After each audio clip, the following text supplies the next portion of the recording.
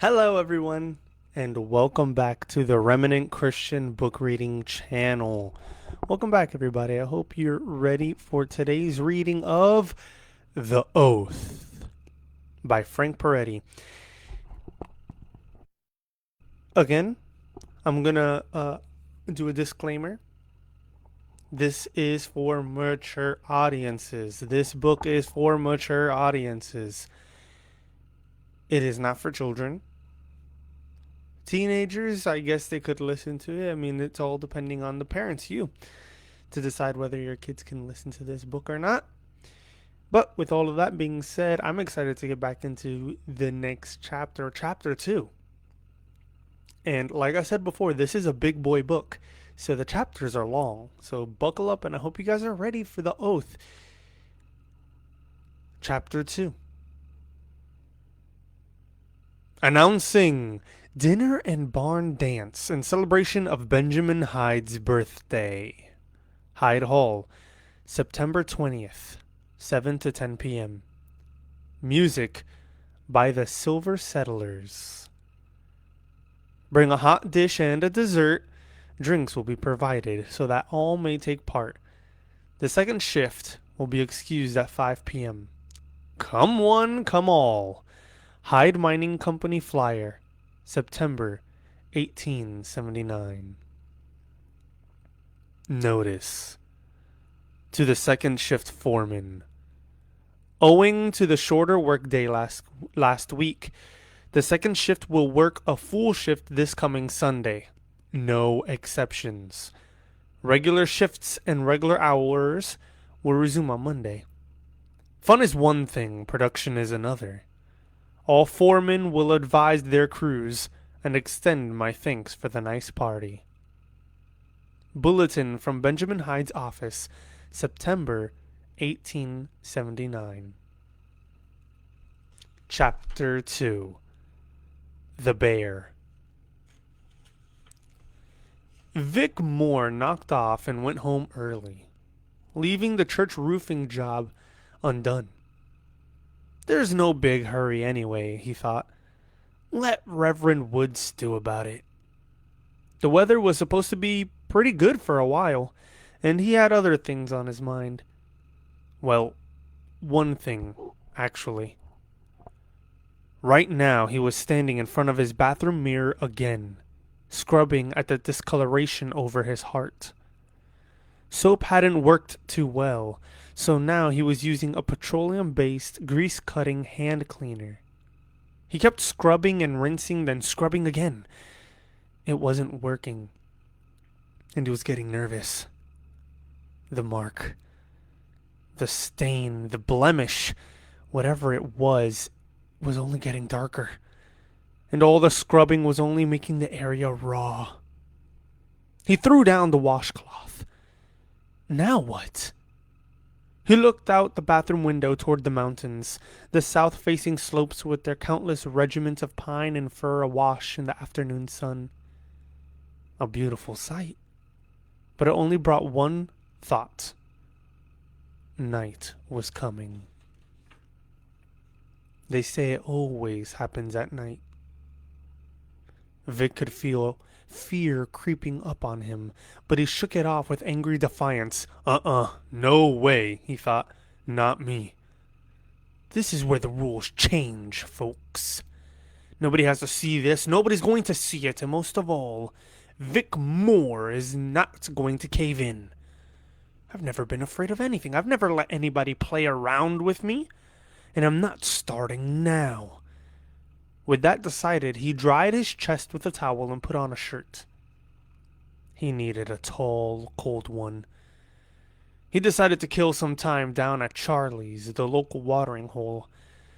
He'd kick back, shoot some pool, and be with his buddies. He went into his bedroom to get his wallet, then stopped, eyeing the small cabinet beside the bed. He walked over to it, yanked the top drawer open, and grabbed his 537. Now how could he carry it without being seen? Carrying a gun around here wasn't so unusual. Hyde Valley was full of hunters, ranchers, and sportsmen. Guns were common here, but his buddies would ask him about it, and he'd have to explain himself. They might think he was afraid of something. He slipped the revolver into a soft leather shoulder holster and concealed it under his jacket. A jacket on these warm days was going to be miserable, but Vic Moore was going to be ready. It was 3 o'clock when Tracy Ellis, out of her uniform and into the same hiking gear she'd worn that morning, signed out the county's Jeep Cherokee and began the trek with Steve up to the site of the attack. The drive from West Fork up the Hyde River Road to the town of Hyde River was 30 miles and would take about 40 minutes. The drive up the bumpy, rutted logging road to the Staircase Trail was 12 miles and would take another hour or so. And the hike up the trail to the campsite would take about an hour and a half. So they hoped to get to the site a little after 6, leaving them enough daylight to thoroughly investigate the site and get back down to their vehicle before dark. As Tracy drove, she gave Steve an informal tour of the meandering miles of narrow gap between the mountain ranges known as Hyde Valley. He'd find her little history lesson helpful in clearing his mind and emotions, and for that he was grateful. West Fork, the county seat for Clark County, was named for its location, Tracy told him. The town was first built where the excuse me. Sorry.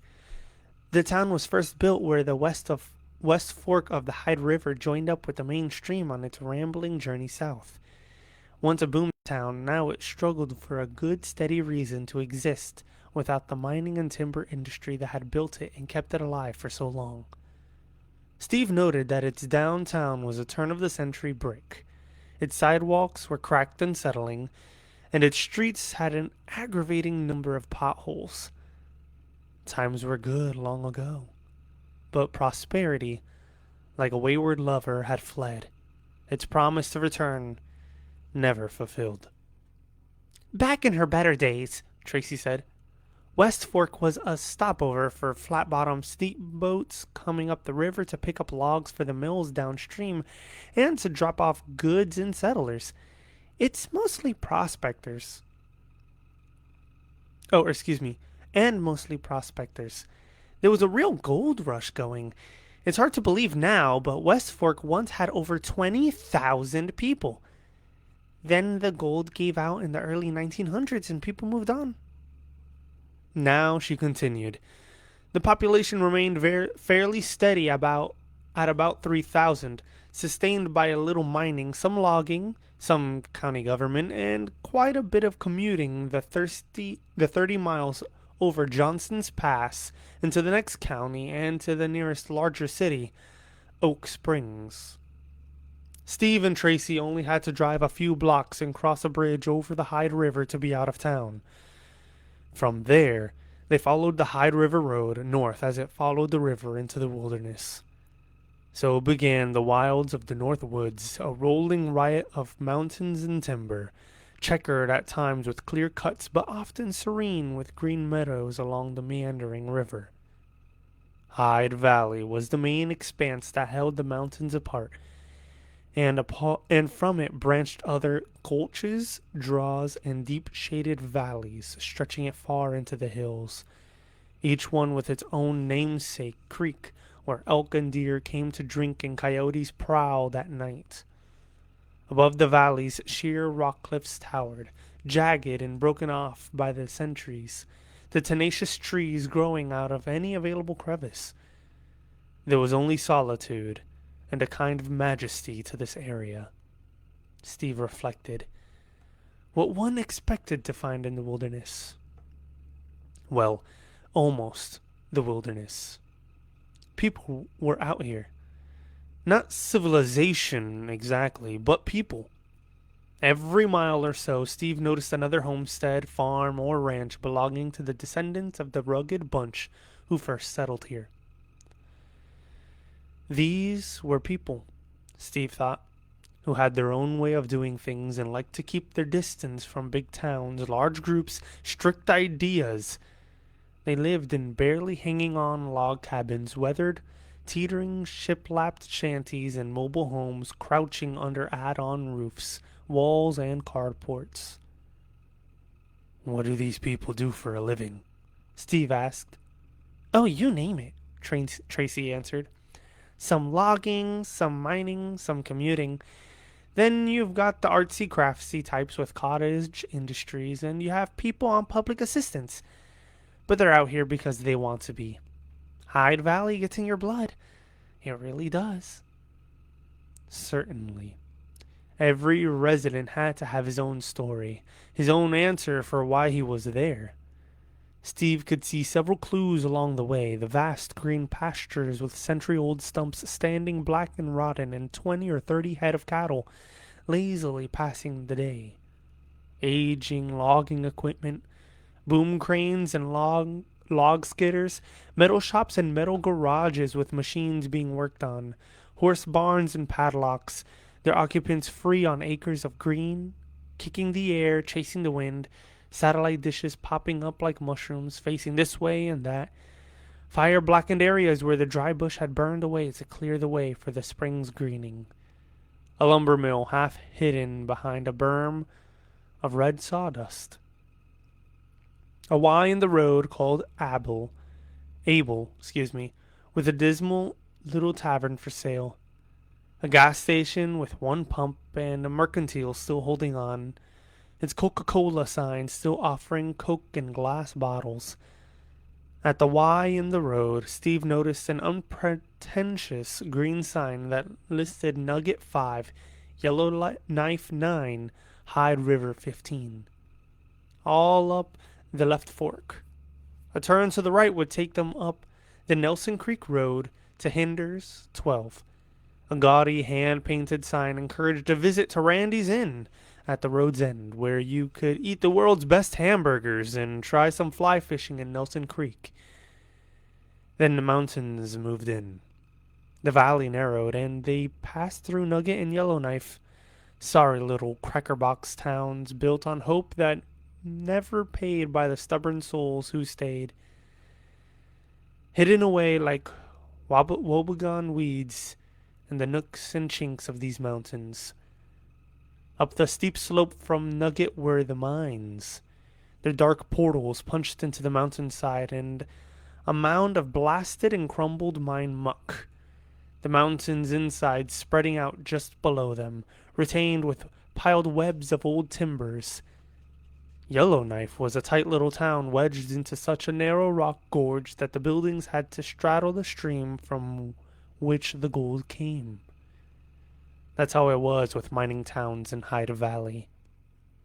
Hemmed in by the steep mountains, these towns grew only in length, reaching up or downstream, with room for only one winding artery to run along their spines, connecting them to all the outside world.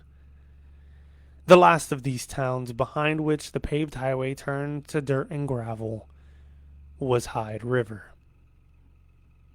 Around the turn of the century, said Tracy as they slowed to 25 and entered the city limits, there were about 2,000 people living here.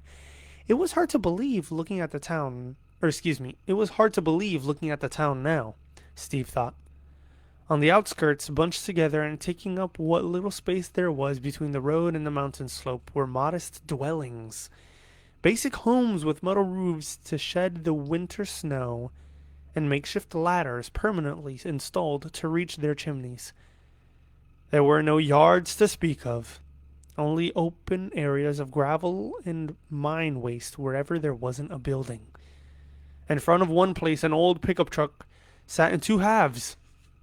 The rear half was now a towable trailer. The front half was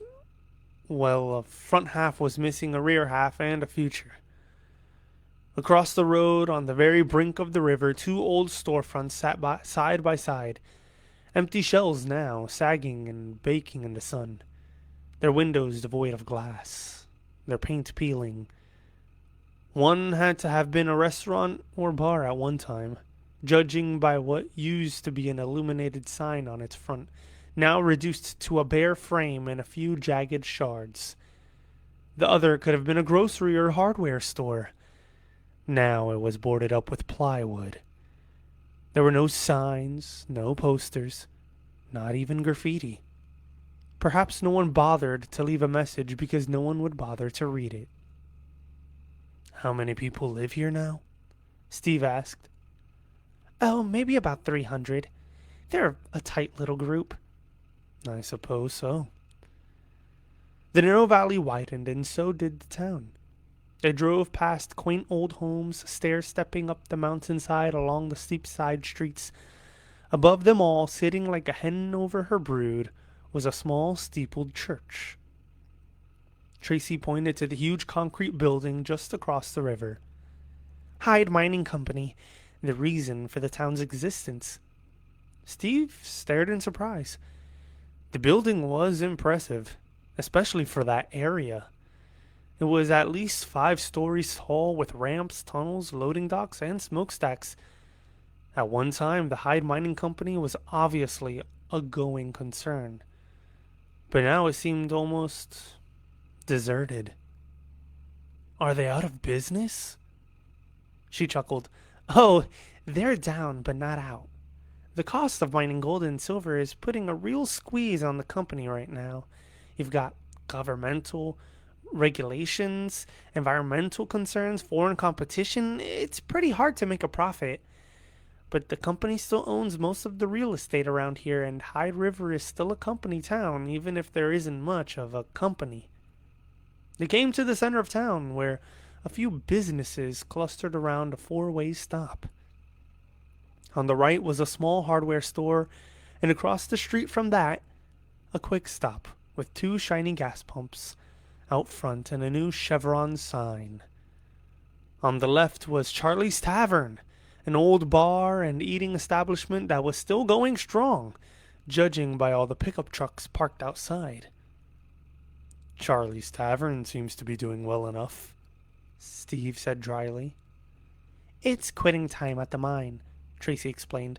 Time for all the good old boys to stop and throw back a few.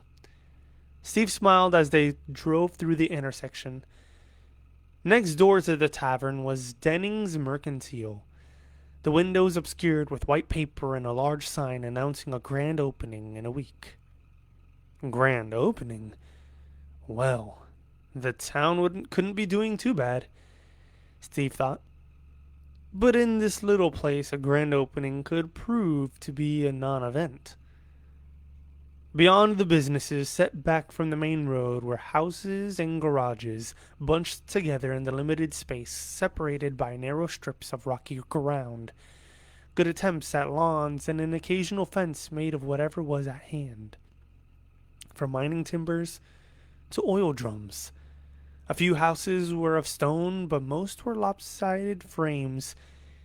Nearly all of them had metal roofs. I grew up here, Tracy said abruptly. No kidding, Steve said, turning to look at her. No kidding. She pointed to a white bungalow with a red metal roof perched along the road, with about 5 feet of front yard. That used to be my house. Well, a local gal. Where do you live now? Oh, I'm in the valley, but not here, she said, and Steve could understand her tone. I've got a little place up in the Nelson Creek Road. Remember the Y at Abel? Hang right there and I'm up toward Hinders. Then almost as soon as it began, the town ended. The last sights Steve saw on the fading edge of Hyde River were old shacks, mining equipment, the last vestiges of railroad tracks, and some rusting ore carts lined up in a permanent, mummified formation against a mound of mine waste. As Tracy had estimated, the drive up the rutted, bumpy logging road took about an hour.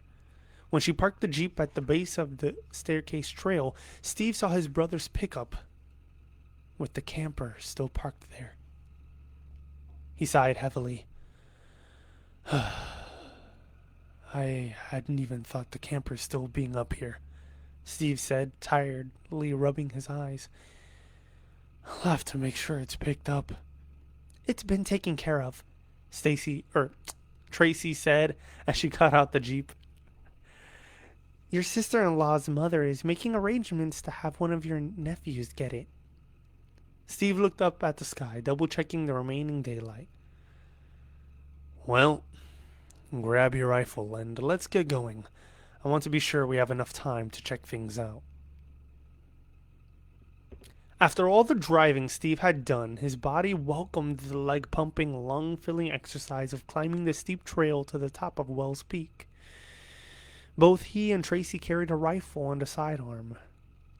There was no sure thing they would encounter number 318, but they had to be ready in case they did.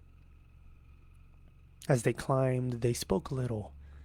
They didn't want to do anything that might alert the grizzly to their approach. If 318 was in the area, they wanted him to remain there. They wanted him. They climbed for over an hour through dense forest land until they approached the ridgeline. The area broke into open meadowlands and rock outcroppings. Steve looked to the south. The view of Hyde Valley was breathtaking.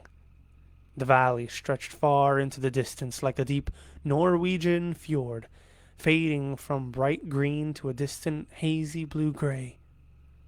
There was a cool breeze blowing up the sun-heated south slope, an osprey circling lazily on the air current, and every once in a while, in the area still reached by the lowering sun, the Hyde River shimmered like tinsel. At any other time, Steve would have reveled in the view. Now it was tainted by the knowledge that his brother had been violently killed in these peaceful surroundings.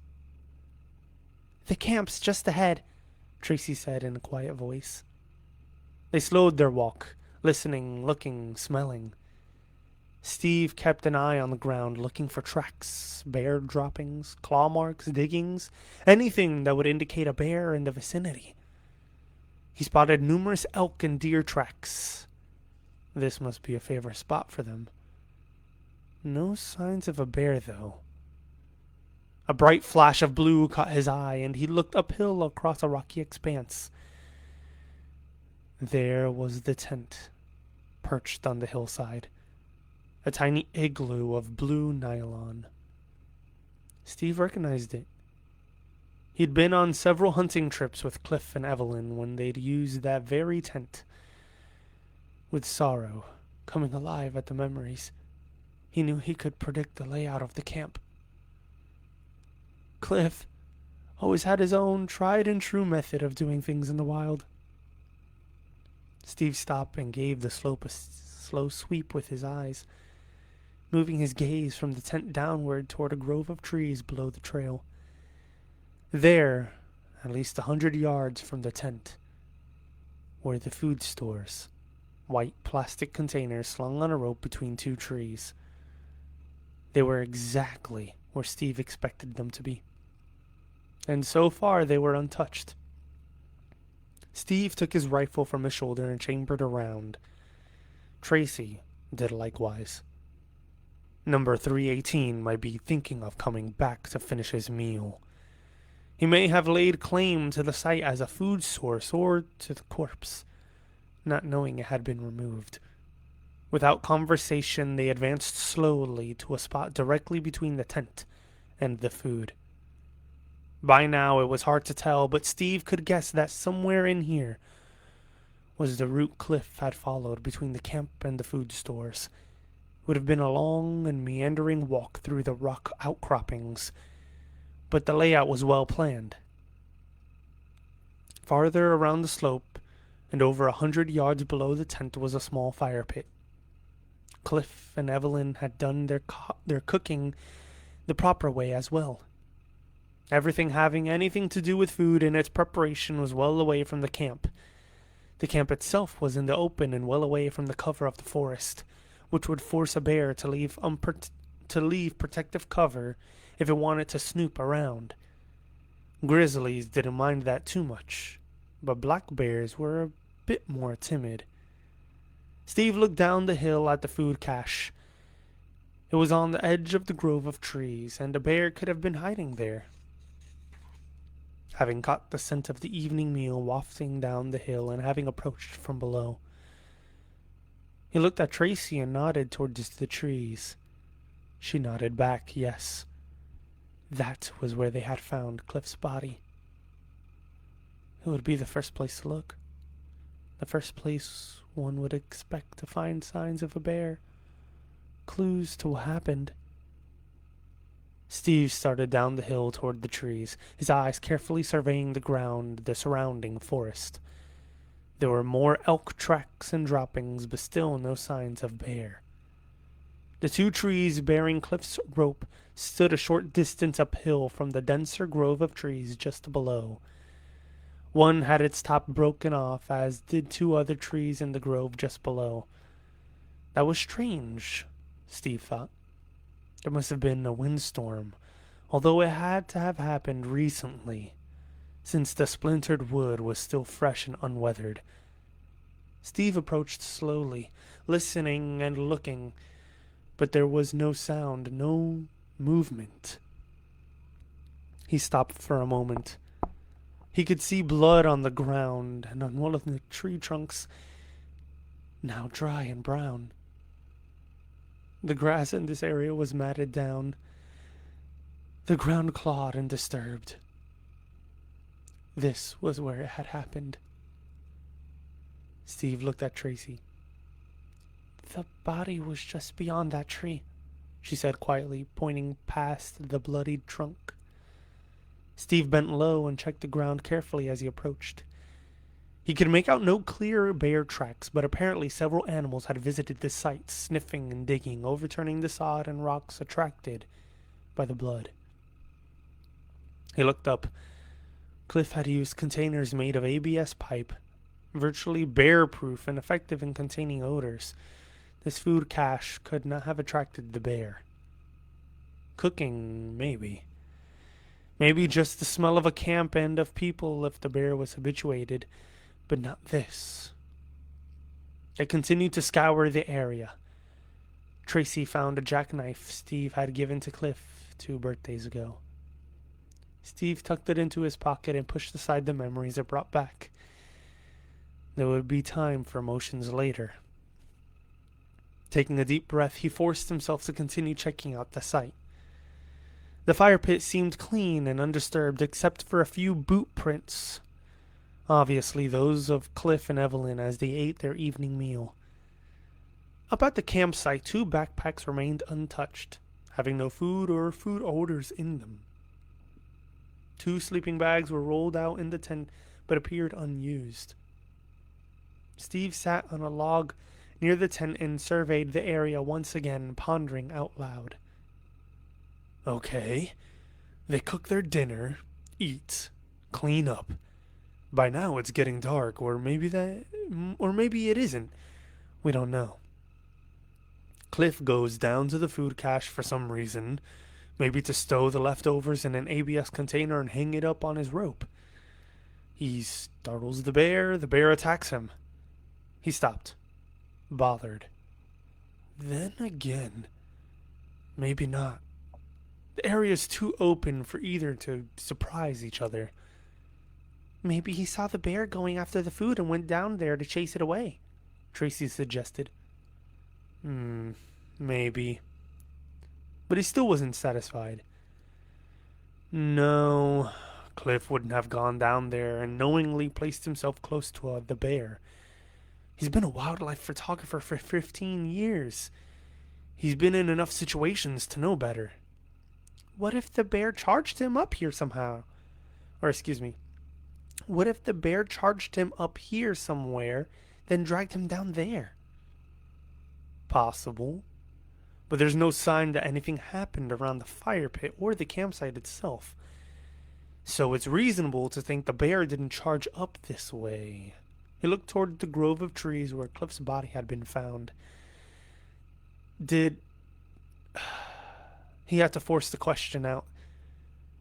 Did the condition of the body indicate a scenario? No answer. He looked her way. She was sitting on a rock formation, cradling her rifle, looking toward the food cache.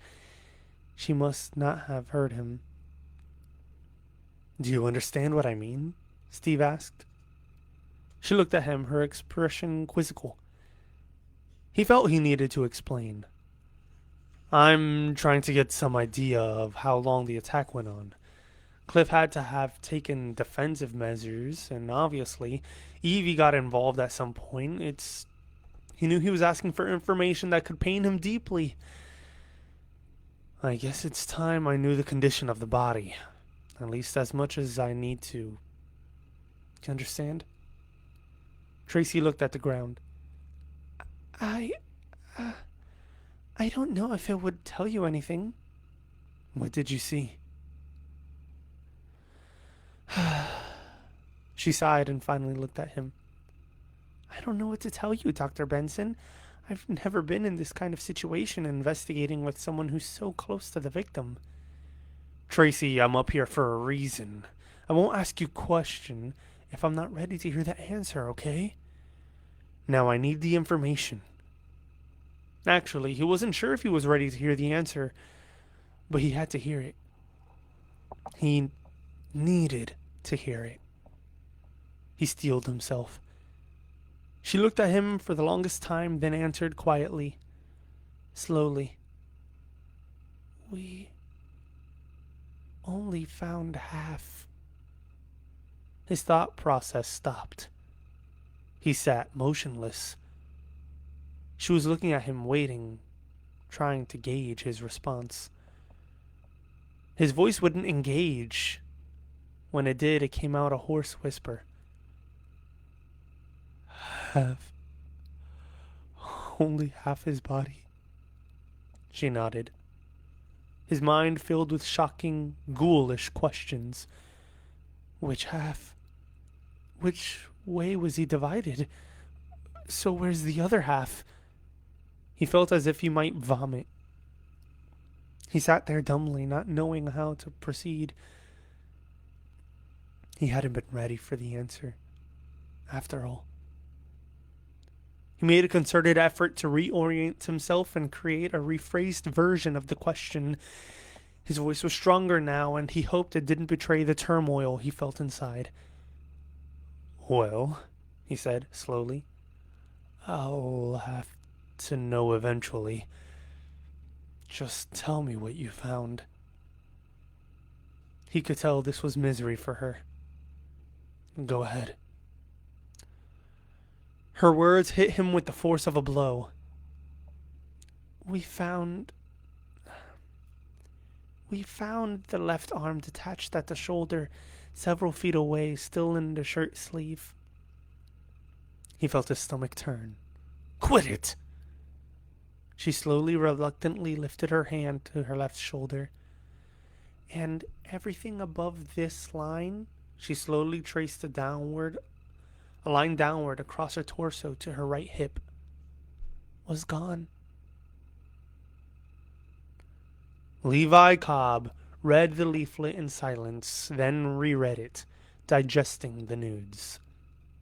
Happened last night, said Jerry Fisk, another sheriff's deputy, up on Wells Peak. They were standing by the gas pumps in front of Levi's old garage.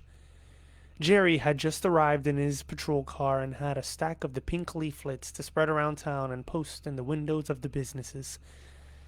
Normally, Levi and Jerry would be telling stories and playfully exchanging insults. Today, that was impossible. So, Jerry continued, we're spreading the word, warning people, trying to find out if anyone's seen anything. Levi asked, Who was it? No, nobody around here. Or nobody from around here. Jerry took a quick glance at some notes in his pocket. He was a photographer from Oak Springs, a guy named Cliff Benson. He and his wife were camping up on the staircase trail, and apparently a bear attacked them in the middle of the night. The wife tried to fight it off with a hunting knife. His words trailed off. Levi looked up from the leaflet to examine Jerry's face. There was something in Jerry's tone that didn't fit. What? Jerry stuffed the notes back in his pocket just for something to do. Oh, it was bad, that's all. He glanced around, a little short on words, then lowered his voice as if someone might be listening. It's not my official role to be telling you this, but Tracy Ellis helped bring the body down, and she says the whole upper half of it was gone. It's missing. Just chomped right off. Levi turned pale and sank into an old folding chair by the front door. He sat there, staring at the ground, muttering to himself. Jerry didn't ask Levi to speak up. When Levi muttered, it wasn't meant to be heard. He just had to mutter. Jerry shed his official role as a deputy for a moment. Just between you and me and the gas pumps, I'm having some trouble with this one. And I think Tracy Ellis is too. We're not sure what Collins will do. Collins? Levi asked, raising one eyebrow. You think he'll want to make waves over this? Jerry shrugged. We'll see. We've had people killed by bears before, maybe more than our share, but this one's pretty spectacular. Oh, yeah. Spectacular, Levi said. Jerry tried to soft pedal his way out of the subject. Well, anyway, we don't want to get people all upset, so we didn't put the gruesome details in the leaflet, and I'd appreciate it if you wouldn't talk it around too much. He walked over to his patrol car and opened the door on the driver's side. But if you hear anything, if you talk to anybody who's seen anything, give me a call, will you? Levi answered almost absent-mindedly. Uh-huh. Then as Jerry drove away, Levi muttered to himself, as if anyone was going to talk to me about this. That night, Steve got a call from Marcus Dufresne, and the next morning they went into the mountains as a team. Marcus, a state game warden with silver hair and a handlebar mustache, was most familiar with 318. Having patrolled the bear's favorite haunts up the Taylor Creek drainage some 30 miles north of Wells Peak. He even had a nickname for the bear, Herman, after his overweight and cumbersome brother-in-law. He and Herman had shared the area for several years without incident, so this hunt was nothing Marcus felt happy about. Apparently, the trouble started the way it always started, when a bear and people got a little too used to each other. Bears normally didn't want anything to do with humans, but offering a big, grisly, uneasy, and predictable food source such as a garbage dump or unprotected trash cans could change all that. Herman had lost his fear of people and started claiming their refuse as his own, and that made him dangerous. Now, the local farmers, ranchers, and homesteaders were seeing him all too often, prowling and scavenging around their homes and livestock, terrifying their children. Marcus was just planning how he would sedate the big fellow and relocate him when the attack occurred on Wells Peak. Suddenly, just moving Herman was no longer an option. Herman's size didn't help his case any.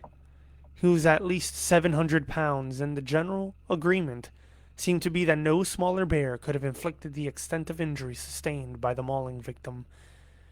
It had to be the biggest bear available, and that meant 318. By mid-morning, Steve and Marcus, dressed in camouflage and carrying rifles, had reached a well-used game trail that twined across the face of the draw just above Taylor Creek. It was a path used by bear and elk alike, and recent signs indicated 318 had been in the area, making his midsummer rounds among the huckleberries, then ambling routinely down to the creek to wash it all down. At the bottom of the game trail, alongside the creek, Steve and Marcus hoped to encounter the old grizzly in a curious reversal of standard camping rules. They had brought 2 large bags of day-old donuts and a tub of rancid bacon grease, an odorous and tempting combination they intended to mix together and leave uncovered open to the breeze. This time they fully intended to attract a bear. "This'll do," said Marcus, setting down the bucket of grease and donuts. "We can set the bait here where he'll stumble right over it and—" He looked uphill where a thick growth of service berries formed a tightly woven thicket around the trunks of some ancient cottonwoods. "Yeah, we can set up one blind in those trees." Steve paused to listen to the sound of the creek. It was a nice noisy spot with lots of splashing and gurgling, enough to drown out any rustling noises he or Marcus might make from their hiding places. The wind was moving uphill away from the bait. Hopefully, 318 wouldn't get a telltale whiff of their presence. "I'll try to get up in there," Steve said, pointing to another thicket a little farther up the trail, inside of the bait. "Should give me a good angle." Marcus took a long, steady look at where Steve was indicating. "This blind here would be closer." "It doesn't matter. You're going to want a good shot at him, I know." Steve met the eyes of his hunting partner and saw no need to deny it. "I appreciate that, Marcus. So go ahead and take the closer one. I'll back you up from that other spot." Marcus looked up the trail and listened to the river a moment. "Maybe you won't even need me." Steve knew what Marcus was driving at. "You're going to shoot, aren't you?" Marcus smiled resignedly. "Don't have much choice. Around here we've got Herman, 2 young boars, 3 sows, and that's it. If there's some other nutcase bear out there, we don't know about it. We've never seen it, and we've never gotten any reports. So yeah, it must be Herman. I just don't want to believe it, that's all." "Maybe after today we'll know." "Well, it's at least 36 hours. And we didn't see anything in the scat." Marcus stopped speaking abruptly, aware he was on thin ice. "Oh, brother, I'm sorry." "Hey, it's all right," Steve said. He understood Marcus's dilemma. The evidence of what a bear had eaten some 36 hours before would most likely be a pile of scat on a game trail by now, and they both knew it. What made the matter difficult to discuss was the possibility that the pile of scat would consist of Steve's brother. Steve reiterated what he said on the trail earlier. "Marcus, just standing back from it, I agree with you. After this long, we might autopsy 318 and not find a thing. And you're right, the scat we found didn't show anything either. So we're about to shoot a bear on circumstantial evidence." Marcus shrugged. "His days were numbered anyway." Steve set to work on the baiting area. He'd said enough and heard enough. They cleared a wide spot on the ground, dumped the donuts in a heap, then poured the grease over the donuts. "Woo!" said Marcus. "Good stuff." It was a smell no bear could resist. Then each man worked his way carefully through the underbrush to his hiding place. And so began the wait. Levi wasn't worth much the rest of the day. He managed to carry on conversations with those who stopped by to fill their tanks, but he couldn't keep his thoughts on fishing talk or complaints about growling noises and transmissions. Whenever he was alone, his thoughts centered on what happened at Wells Peak, and he talked about it to whatever object was available and wouldn't interrupt. First he muttered to the gas pumps as he swept around them. "Wells Peak? Come on now, help me out. Who's been up there before that you know about, and what for and when?" "No, I don't know. Shh, beats me. Don't even know who to ask." Then he discussed things with a Ford pickup while he greased the bearings. "Well, sure, somebody out there knows something. But you think they'd ever tell me?" "No, sir. Not in your life or mine or anybody's, boy. How long has it been since you had this done? You're feeling kind of worn right here, pretty dry. Well, anyway, to heck with 'em. They made the mess and they can clean it up. Then he felt ashamed. I know I shouldn't be talking that way, but... Then he sat at his grubby desk inside the garage and went through some bills while he talked to the tools hanging on the walls around him. Cliff Benson. He was a photographer. Don't imagine you ever heard of him. I sure haven't. He let the bills fall to his desk as he looked out the murky window and up the street. It'd be nice to know what the folks in town are thinking. Betcha they're just jawing up a storm. He leaned back in his old wooden-wheeled office chair, his paunch hanging over his belt buckle, and asked the floor jack, "You been around here a long time. You know people. You think that guy was the stranger Jerry made him out to be?" He snickered to himself as he clasped his hands around behind his neck. "Yeah, well, you bet I'm having trouble with that." Next, he forced himself to work on the telephone company's ladder truck, even though he could only talk about the stranger named Cliff Benson. "I don't think an outsider would get eaten like that. You can follow me?" he asked the rear axle he was working on. "Round here, you earn something like that, which means you can't be no stranger. But now, don't go rolling out of here telling people I said so. Here, hold still. You think I got all day?" The axle quit rotating and Levi reset his wrench. "But I can smell it. I can feel it, you know? Mr. Cliff Benson put his big feet just one step too far into Hyde River muck." He gave a wheezy laugh and shook his head. "And now his feet are all he's got left." Then he grew serious and thought a long time before he spoke. "Hate to think Maggie would know anything about this, or him, but..."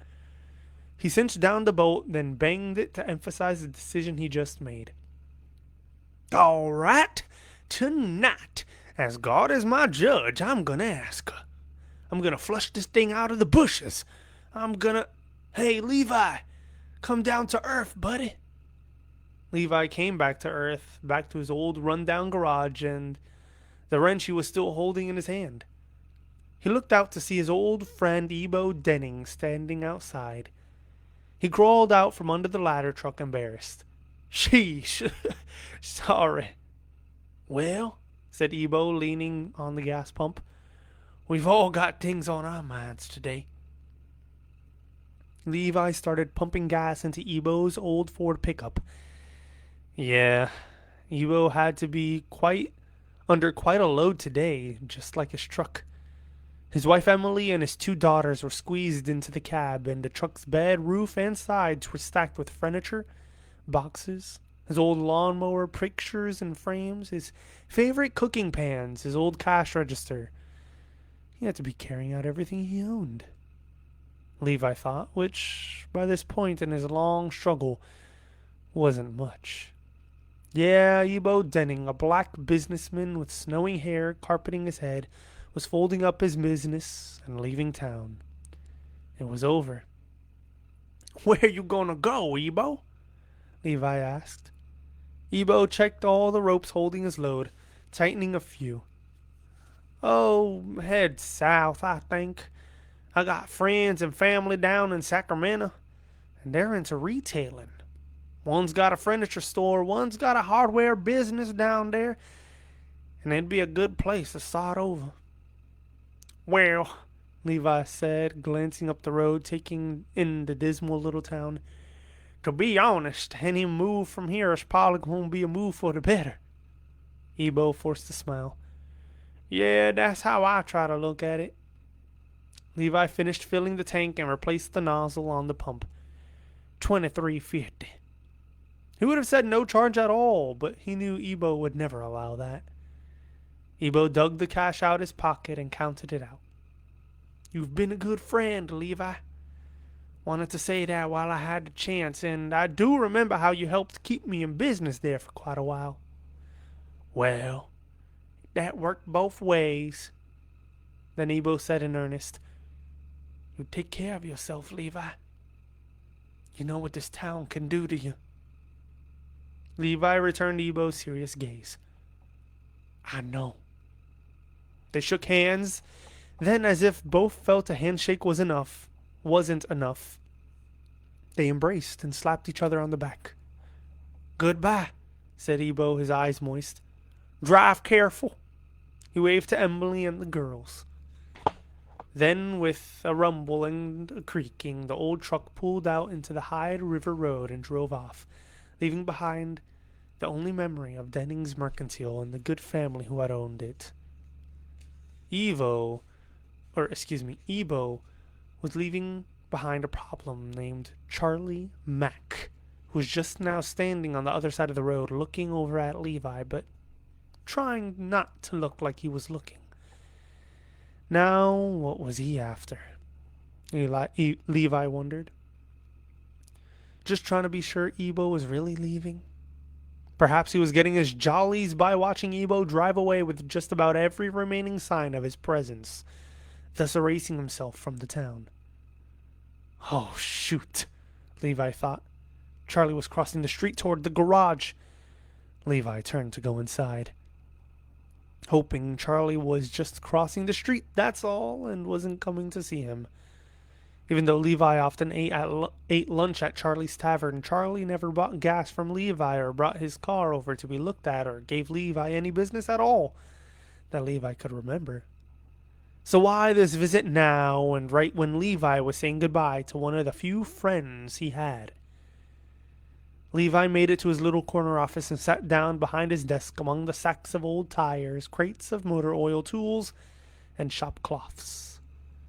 He picked up a pencil and worked in a work order from the county, trying to look busy. He hoped Charlie would pass by. No such luck. Through the grimy window, he could see Charlie hurrying right between the gas pumps and toward the door. The door was open, but Charlie stopped short of coming in and knocked on the doorpost. Levi worked up some pleasantness before saying, "Yeah?" Charlie poked his balding head in. He wasn't all that ugly, Levi observed, but he wasn't a pleasure to look at either. Either his thick glasses were crooked or his face was, but the two never lined up. "Hi, Levi." His smile was a bit crooked too. "Busy?"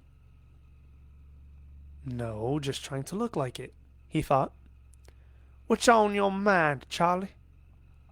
Charlie stepped inside and approached Levi's desk, his hands in his pockets. For a long time he just stood there, and it was easy to see he was having a hard time getting out what he wanted to say. Levi, not feeling too gracious, didn't help him, but just stared at him, waiting. "You came to me, pal. The floor is yours." "So," Charlie finally said, "how's it going?" Levi was enjoying watching Charlie squirm, so much so that he felt a little guilty about it. In answer to Charlie's question, he just nodded his head as if to say, "Okay." "And how's the new mercantile shaping up?" Charlie must have sensed it wasn't a friendly question. He seemed to be having trouble answering it. We're working on it." "Got a grand opening coming up, I see." "Yeah, next week, hopefully." "Guess you'll have to paint a new name on the front." Now Charlie looked away. "Oh, well, maybe. Not sure." "Have a seat. You're making me nervous." Charlie looked around for a chair and finally found an old metal folding chair with Cobb's Garage stenciled on the back. He pulled it up to the desk and sat on it. "Levi?" Maybe now he'll finally get down to business. "Yes, Charlie?" "Listen, I'm not snooping or anything, you understand?" "Mm-hmm." "But I hear you've been sleeping in your camper behind your house." Levi looked over the top of his glasses. He couldn't see very well doing that, but he felt it gave his response a nice emphasis. "If you're not snooping, somebody is." "Hey, it's nothing like that." "Then what's it like?" Well, everyone knows that once in a while you help people, you take them in, you know? Levi set down the paperwork he wasn't really working on and leaned back resolutely. Charlie, I've already been asked about Maggie, and I haven't had a whole lot to say to anybody. But I'm not snooping, Levi. I've got nothing to say one way or the other. But I'll tell you this. If Maggie Bly ever came to me because she had nowhere else to go, sure, I'd help her out, which is more than any of you did the other night. That stopped Charlie cold. It took him a moment to pick himself up mentally, and boy, was he nervous. Levi thought, Listen, Levi, I'm not really prying into Maggie's business. I'm not. But would you have any idea? I mean, just for the sake of information, would you happen to know what, Charlie? What? Well, this Smalling, this guy that got killed up on Wells Peak. Levi just stared at him. Was he, you know, where he and Maggie? Now, what kind of a question is that? Well, she's Harold's wife. With that, Levi almost laughed. Charlie, you are scared or something? Charlie said nothing, but Levi didn't think Charlie could deny it, seeing as he was hiding it so poorly. I'm impressed that suddenly another person's problems matter to you. Charlie was really getting flustered. Well, I was just kind of wondering. Levi wanted the last word at least. Charlie, you know my message is always the same. He closed one eye and set it down, his pointed finger at Charlie's heart. Before you start worrying about some critter in those mountains, you'd better worry about the critter you got right in there. That's the one that's going to kill you. Charlie looked out the window and fidgeted in the chair. Then he muttered, This sort of thing just hasn't happened in a long time. Levi looked at his paperwork and said offhandedly, Oh, it hasn't been that long, has it? Charlie turned from the window toward Levi. Don't talk about it. Levi locked eyes with him. No, not that long, and I guess you're afraid it might happen again, is that it? All right, fine, just forget it, Charlie retorted. He jumped up so fast he knocked the chair over. Well, it might, Levi said casually, looking down his paperwork. Forget it! And with that, Charlie was out the door, past the gas pumps and across the street. Now Levi sat there alone with only the tools to talk to. What'd I say? It was dusk. The mosquitoes were coming out and inquiring at every square inch of Steve's body, trying unsuccessfully to find some avenue through all that camouflage gear and insect repellent. One was buzzing right near his ear, another near his brow, but Steve did not respond. He did not stir. His powerful muscles were stone steady. The thicket of service berries and willow that surrounded and concealed him remained undisturbed. He was sighting through the rifle scope, his finger tightly around the trigger. About 30 yards below him on the game trail, a grizzly, its body thick and ponderous, its shoulder hump pronounced, had found the bait and was now pawing and clawing through doughnuts with its long white claws, virtually inhaling them, lapping at the grease, snorting, licking, chomping. He wasn't the biggest bear Steve had ever seen, but at 700 pounds, he was impressive nonetheless. Steve was waiting for 318 to turn sideways just a little more. He was going for a shot through the chest, just behind the foreleg, just below the midline. A shot through the lungs and heart that would kill the bear immediately. The bear moved forward a foot or so, and Steve followed him through the scope. Cliff would have envied this shot. This trophy had been one of their many hunting trips together. Had this been one of their many hunting trips together, Steve could have bragged about it just to give Cliff the old needle. It was so strange now to think that this bear had eaten. Steve banished all thoughts except for the bear in his sights. Herman, you're going down. The bear moved forward, pawing through the donuts. The chest was exposed. Steve fired, the rifle kicking back against his shoulder. He chambered another round and had 318 in his scope again just as the bear toppled to the ground. Another round finished the kill in a matter of seconds. Somewhere in the gathering darkness, he could hear Marcus hollering. The shots had been clean and true. Steve moved for the first time, rising from the blind, his body aching and trembling. On any other hunting trip, this would have been a supreme moment. Today, he felt no joy at all. Marcus worked his way down from his hiding place, rifle ready, and approached the fallen beast. He nudged it with his rifle barrel, then stooped to read the small ear tag. 318, he reported. It's Herman. And that is the end of chapter 2, guys. That is the end of chapter 2. Ooh. Ooh, that was crazy. Not gonna lie to you guys, my throat was kind of hurting because I haven't drank anything in a little bit, and so I wasn't prepped. But it was a good reading, nevertheless. What do you guys think about Levi Cobb? Cool man. I mean, interesting. And what about what we heard about Cliff? Cliff Benson mauled, killed, but only half the body is left. Ugh, crazy. What do you guys think about that? I hope you guys enjoyed this video. Please leave a comment down below about what you think so far. What do you think is going to happen next? Let me know. And as always, thank you guys so much for watching the Remnant Christian Book Reading channel. I hope you have an amazing day, night, evening, whatever. And remember that Jesus loves you. Goodbye, everybody.